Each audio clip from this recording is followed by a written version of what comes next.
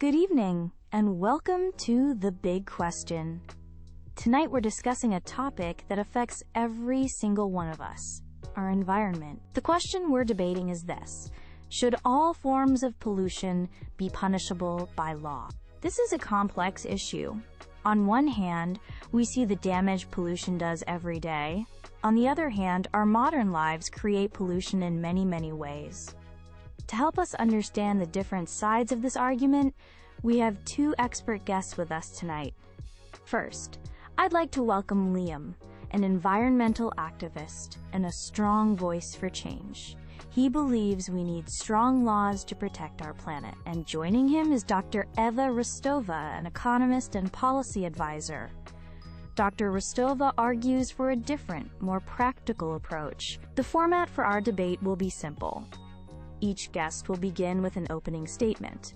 Then, we'll have a discussion and I'll ask some questions. Finally, they'll each give a closing statement. So let's begin. Liam, we'll start with you. Please give us your opening statement. Thank you, Sarah. Our planet is our home. It's the only one we have. I want you to imagine something. Imagine if someone came to your house every day and threw their rubbish in your garden. A little bit at a time, a plastic bottle one day, an old battery the next. You'd be angry, and you'd want the law to protect you and your home. You'd want that person to be stopped and punished. Well, this is exactly what's happening to our shared home, to our planet, but it's happening on a much bigger scale. Every day, millions of small actions create a huge disaster. We see plastic in our oceans, choking turtles and fish. We breathe air filled with pollution from cars and factories, which causes asthma in our children. We find chemicals in our rivers and soil, poisoning the water we drink and the food we eat. This is not an accident. It's the result of our actions, and we've allowed it to happen for far too long.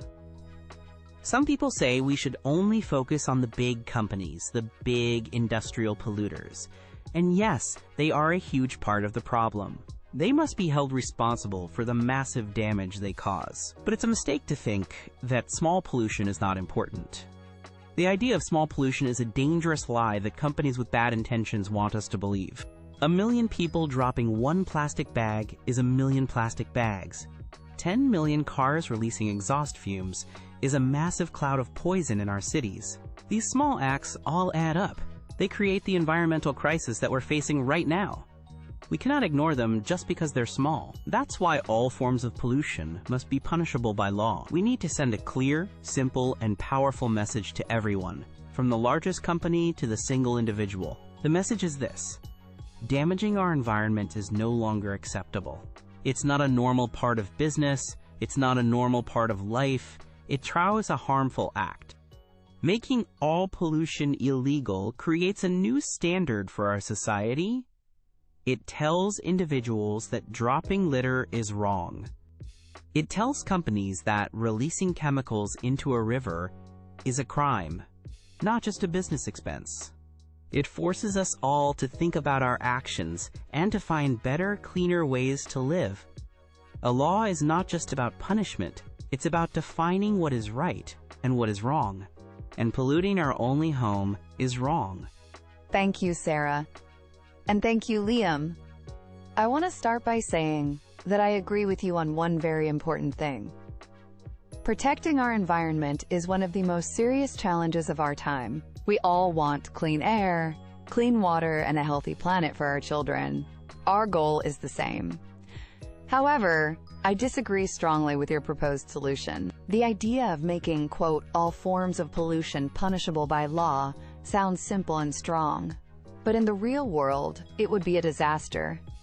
It would be impractical, unfair, and almost impossible to enforce. Let's think about what all forms of pollution really means. I must ask these questions to show the problem. Does it mean we punish a grandmother for driving her old car to a doctor's appointment because she cannot afford a new electric one? Is that justice? Should we take a small cafe owner to court because steam, which is a greenhouse gas, comes from his coffee machine? Should a farmer be arrested because heavy rain washes some fertilizer from his field into a stream? A law like this would be deeply unfair. It would punish ordinary people for living their lives, for trying to make a living, or for simply not having enough money for greener options.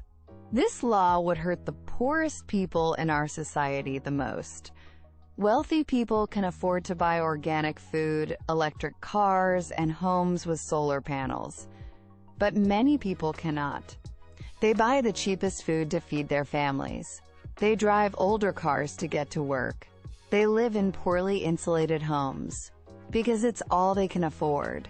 This law would punish people for being poor, and that is not justice. It would create anger and opposition, and people would start to hate environmental rules, which would be a terrible result. There's a better way. We should be smart and focus our efforts where they can make the biggest difference. That means creating very strict regulations for the biggest polluters, the large industrial companies. We should give them huge fines if they break the rules. This forces them to invest in clean technology. This solves the problem at its source. For individuals and small businesses, we should not use punishment. We should use education, support, and we should provide better and cheaper green alternatives. Let's invest in excellent public transport so people don't need to use their cars. Let's make recycling easy and available for everyone. Let's give grants to small businesses to help them become greener. So, in summary, let's fight pollution with smart, effective, and fair policies. Let's not use a big, clumsy law that would punish the wrong people and fail to solve the real problem. Thank you, Dr. Rostova. You've both given us very clear opening statements. Liam, I want to come back to you. Dr. Rostova raises a very important point about fairness. How would your law punish an ordinary person, for example, a family with a low income, for driving an old car because they can't afford a new electric one? Is that fair? That's a very important question, and it gets to the heart of the issue. The purpose of the law is not to punish poor people. The purpose is to change the entire system that forces people to pollute. Right now, the system makes it easy and cheap to pollute, and expensive to be green. My proposed law would turn that completely around. When driving a polluting car is technically illegal, it puts huge pressure on the government. People can say, "You are making our daily life illegal, so you must give us an alternative." This would force the government to invest billions in clean public transport. It would force them to give generous grants to help people buy electric cars, or to make their homes more energy efficient. The punishment for a single person driving an old car doesn't have to be prison. It could be a small fine, a warning, or a requirement to attend a class. The point is that the action is legally recognized as wrong. It's the legal signal that matters. It changes the conversation from being green is a nice choice for those who can afford it to, quote, polluting is an illegal act that society must help me to stop doing. Dr. Rostova, let's turn to you. Liam argues that without a strict law that covers everything, companies will always find loopholes, and people won't take the problem seriously enough. He says we need this big, symbolic change. Do you really believe that education and targeting only the big polluters is enough to create the urgent change that our planet needs? I agree that change is needed urgently. My concern is with finding the most effective and fastest path to that change. A bad law can be worse than no law at all, because it wastes time, money, and public support. Imagine the cost of enforcing a law against quote, pollution. We would need a huge new police force to check every car, every small business, every farm. We would need thousands of new courts and judges. This would be incredibly expensive. That money and effort should be spent on the real solutions. It should be invested directly into building wind farms, solar plants, and new public transport networks. Technology and investment are the answers, not policing our neighbors. If we make green energy so cheap that nobody wants to use coal or oil, the problem solves itself. That is a permanent solution. If we develop new technologies to capture carbon from the air, we can reverse the damage. This is much more powerful than punishing a person for not recycling a bottle correctly. My approach is about solving the problem at the source. making it easier and cheaper for everyone to be green.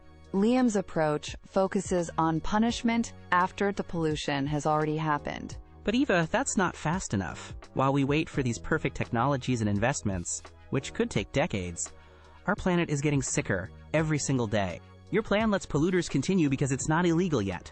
A law creates that urgency. It forces the investment you're talking about. Without the law, companies will delay and governments will make slow promises. We've seen it for decades. And a law would create chaos, Liam. It would turn citizens against the environmental movement. We cannot win this fight without the support of the people. We must bring them with us, not punish them. We must make them our partners in change by giving them better choices, not by making them criminals for heating their homes or driving to work. Your plan is a fantasy that will hurt real people. In the end, this is a simple moral question. Do we have a duty to protect our home or not? I believe we do. It is our most important responsibility. For too long, we've treated pollution as a side effect of progress. But it is not. It is a poison. All pollution, big and small, causes harm. We must stop seeing any form of it as acceptable. A law against all pollution is not about punishment. It's a clear promise to our children and grandchildren that we chose to protect their future. It is the essential first step towards building a cleaner, healthier, and safer world for every single person. We all share the same goal, a healthy planet. The debate is not about the goal, but about the best way to get there. Our methods must be smart, effective, and just. A law that tries to punish every small act of pollution is a fantasy. It is impractical to enforce, and it would be deeply unfair to ordinary people, especially the poor. Let's not create a law that punishes people for simply trying to live their lives. Let's not make enemies of the very people we need to help us. Instead, let's demand that our governments and industries make the big, smart investments in the clean technology and infrastructure that will make pollution a problem of the past. That is the truly effective and fair solution. Thank you both, Liam and Dr. Rostova, for a very important and insightful debate tonight. We've heard two very different visions for the future.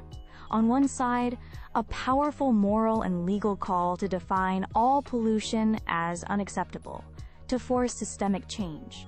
And on the other, a call for practical, fair, and targeted solutions, focused on technology and investment, not punishment. It's clear there are no easy answers. We hope this discussion has given you, our audience, a lot to think about. Thank you for watching. Good evening,